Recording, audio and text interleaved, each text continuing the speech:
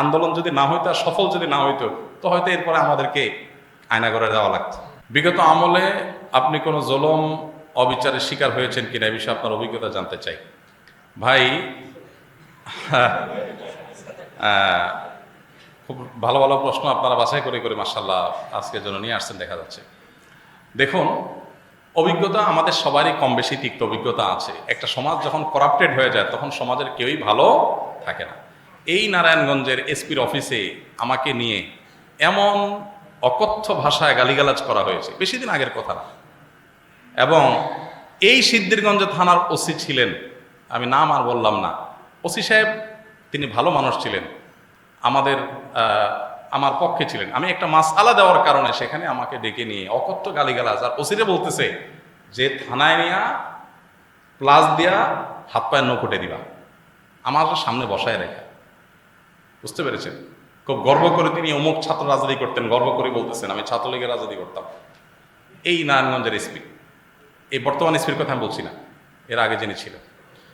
তো এটা আমাকে বসায় নিয়ে থ্রেট দেওয়া, মাসআলা, আমি ওনাকে বললাম আমার মাসআলা বলার ক্ষেত্রে কথা বলার অধিকার থাকবে আলেমদের। আপনি পুলিশ হিসেবে আপনি তো বলতে পারেন না মাসআলা আমি কোনটা বলবো কোনটা বলবো না, কোনটা সঠিক কোনটা বেঠিক, এটা তো আপনার বলার বিষয় না, তো আলেমরা বলতে পারে। তো উনি খেপে গেলেন এবং সবার সামনে যাচ্ছে তা আচরণ করলেন। কত শত অভিজ্ঞতা আছে, এগুলো তো আমি মানে সব কিছু বলার সুযোগ পাই না, আর বিশেষ করে বলতেই তো পারি না, কারণ কোনো স্ট্যাটাস আমরা লিখেছি সেখানে দেখা গেছে যে 5টা এজেন্সি থেকে ফোন চলে আসছে, হ্যাঁ আপনি এটা কেন লিখলেন, ওইটা কেন লিখলেন, চাপাচাপি শুরু হয়ে গেছে।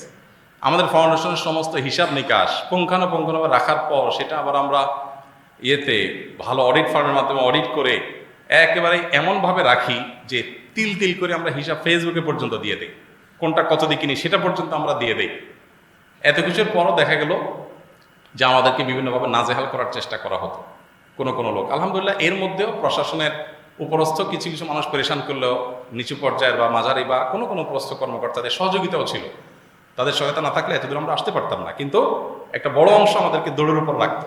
ইস্তেসকার নামাজের ঘোষণা দিছি, আমার বাসার নিচে দেখি যে বিভিন্ন গোয়েন্দা সংস্থার গাড়ি বোঝাই করা, মানসিকভাবে পেরেশানি। বাবা ইস্তেসকার নামাজ পড়বো, একটা নিরীহ একটা ইবাদত, আল্লাহর কাছে দোয়া করবো দেশের ভালোর জন্য। সেখানে দেখা গেল যে আমি বাসার থেকে বের হইতে না হইতে দেখি যে মানে একেবারে চারপাশে ঘিরে ধরছে, সোজা কথা। মানসিক চাপ যেটাকে বলে সেটা দিয়ে রাখা, কত কাহিনী এবং কত ঘটনা যে ঘটেছে সেটা তো বলানো। জোর করে সরকারি বিভিন্ন অনুষ্ঠানে নেওয়ার জন্য একবার একজন এডিশনাল এসপি, তার নামটা আমার মোবাইলে সেভ করা আছে, আমি নাম আর বললাম না, উনি ফোন দিয়ে বলতেছেন যে আমি অমুক। তো আমি বললাম হ্যাঁ বলেন। তো উনি বলতেছিলেন যে আমাকে সব হুজুররা কিন্তু চিনে, খুব নেগেটিভভাবে বলতেছেন, মানে হুজুরদের সব সাইজ করি আমি, আমার নাম সব হুজুরদের মুখস্থ, আপনার সাথে আমার প্রথম কথা হচ্ছে। এটা হলো শুরুতেই কথা না। এরপর কি হয়েছে বলে যে একটা অনুষ্ঠানে যাইতে হবে আপনাকে, সেখানে অমুক অমুক থাকবে, রাষ্ট্রের সবচেয়ে বড় বড় পর্যায়ের লোক তারা থাকবেন, আপনাকে যেতে হবে। কি হয়েছে সেখানে আপনাকে একটা বক্তব্য দিতে হবে। তো আমি বুঝছি যে আমাকে একটা প্ল্যান ওয়াইজ আমাকে দিয়ে একটা জিনিস করানো হবে। আমি বিভিন্নভাবে অপারগতা প্রকাশ করলাম, বলে যে রাষ্ট্রের প্রয়োজন আপনি অস্বীকার করতেছেন। হ্যাঁ আমি আমার রাইট আছে, রাষ্ট্র চাইলে আমার যেখানে সেখানে বাধ্য করতে পারে না, আমি সাধারণ নাগরিক। যাই হোক, পরে শেষ পর্যন্ত আমার সেখানে যাওয়া লাগে না আলহামদুলিল্লাহ।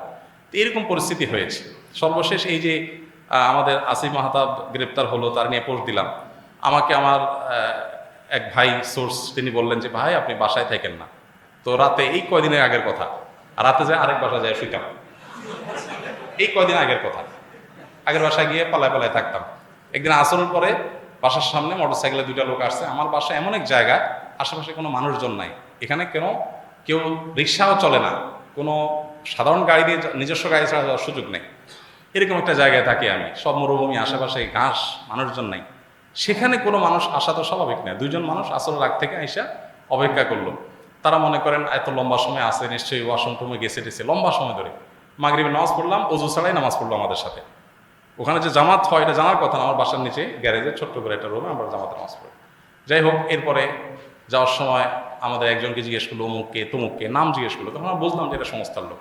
তো এইভাবে দৌড়ের উপরে এদেশের সবাই কম বেশি ছিল, নানাভাবে ছিল। আমার নামে ফাইল তৈরি করা হয়েছে, এমন ফাইল হয়েছে যে আমাদেরকে অনেকে বলতো যে আপনার ফাইল এমন মোটা হয়েছে যে কোনো মুহূর্তে আপনাকে ধরবে।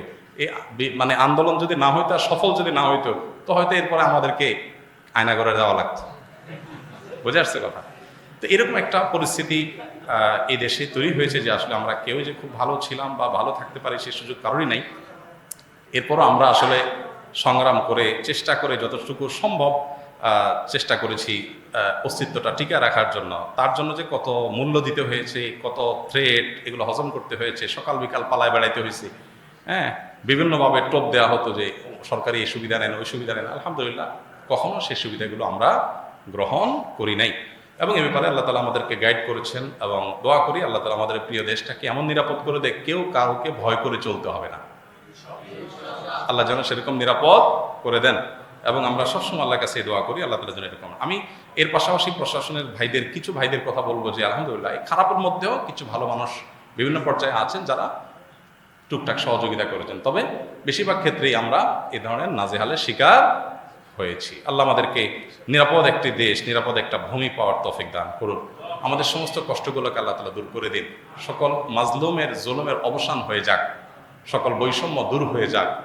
মানুষ পেটে ভাতে যাই খায় থাকে অন্তত নিরাপদে যেন থাকতে পারে, কোনো থ্রেট, কোনো হুমকির মধ্যে যেন থাকতে না হয়। কোনো একটা কথা লিখলে, কোনো একটা কথা বললে যদি 5টা টেলিফোন আসে আর চাপ আসতে থাকে, তাহলে মানুষ স্বাধীনভাবে কোনো কথা বলতে পারে না।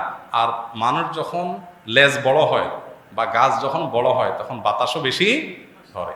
কাজ যাদের যত বেশি তাদের উপরে প্রেশারও তত বেশি আসে। আল্লাহ তাআলা এই প্রেশার মুক্তভাবে, অন্তত অন্যায়ভাবে যে প্রেশারগুলো হয় এগুলো মুক্তভাবে আল্লাহ তাআলা আমাদের সবাইকে এই প্রিয় মাতৃভূমিতে চলার তৌফিক দান করুন। আমি হানাফি মাযহাবের অনুসারী। আমার 2 মেয়ে 1 ছেলে। আমার ছেলে মেয়েদের লেখাপড়া নিয়ে হতাশাগ্রস্ত, কারণ আমি আমার সন্তানদেরকে ইসলামিক শিক্ষা শিক্ষিত করতে চাই। এই জন্য আপনার প্রতিষ্ঠানে যোগাযোগ করেছিলাম। জানতে পারলাম আপনার প্রতিষ্ঠানে ক্লাস 4 পর্যন্ত ক্লাস চালু আছে। আমার 1 মেয়ে ক্লাস 4, একজন ক্লাস 5 এমত অবস্থায় আমার সন্তানদের, বা অনেক লম্বা চিঠি দেখা যাচ্ছে, যাই হোক তাও পড়ে ফেলি। আমার সন্তানদেরকে আপনার প্রতিষ্ঠানের মতো অন্য কোনো ভালো মানের প্রতিষ্ঠানের জন্য দেখুন। আপনার প্রতিষ্ঠান ছেলেকে, আপনাদের অনেকে আছেন ছোট ভাই বোন অথবা নিজের ছেলে মেয়ে, তাদেরকে কোন প্রতিষ্ঠানে পড়াবেন এটা নিয়ে আপনারা পেরেশানিতে আছেন। আমাদের প্রতিষ্ঠানে বাহির থেকে বাচ্চা নেওয়ার খুব বেশি সুযোগ নেই। 500 বেশি স্টুডেন্ট, 2 শিফটে আমাদের পড়াইতে হয়েছে এতদিন। এখন 1 শিফট করতে গিয়ে আমাদের অনেক কষ্ট, ছোট্ট জায়গা হচ্ছে না। তো আমরা আসলে বাচ্চা খুব বেশি নিতে পারি না। তারপরও নভেম্বর ডিসেম্বরে ক্লাস 4 পর্যন্ত, সামনের বছর 5 পর্যন্ত আমরা নিতে পারবো। কোয়ালিটি নিশ্চিত ধরে রাখার জন্য আমরা পরিমাণ বাড়াইতে পারি না।